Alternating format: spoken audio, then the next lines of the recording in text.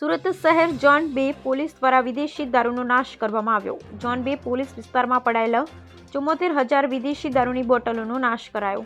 Salabatpura, Udhna, Dindoli, Godadara police મથક પોલીસે અલગ અલગ સ્થળેથી દારૂ પકડી પાડ્યો। ડીસીપી ઝોન 2ની ઉપસ્થિતિમાં મામલતદારને સાથે રાખી 80 લાખથી વધુનો મુદ્દામાલ નાશ કરાયો। Bureau report Sunil Ganjawala, Surat. આજરોજ સુરત શહેરના ઝોન 2 વિસ્તારમાં આવતા 4 પોલીસ સ્ટેશન સલાબતપુરા, ઉધના, લિંબાયત અને ડિંડોલી આ ચારે પોલીસ સ્ટેશનમાં છેલ્લા ઘણા સમયથી જે પોલીસે દારૂનો જથ્થો પકડ્યો હોય એને નાશ કરવાની અત્યારે પ્રક્રિયા ચાલુ છે।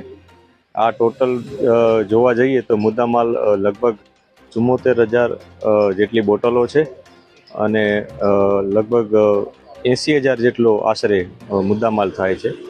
80 લાખ જેટલો મુદ્દામાલ થાય છે। આ મુદ્દામાલ અત્યારે નાશ કરવામાં આવી રહેલ છે કે જેમાં એક્સાઇઝના અધિકારીશ્રીઓ, રેવન્યુના અધિકારીશ્રીઓ અને તમામ પોલીસ સ્ટાફ અત્યારે પોલીસ અધિકારીશ્રીઓ હાજર છે અને તમામની હાજરીમાં આ મુદ્દામાલ અત્યારે નાશ થઈ રહ્યો છે।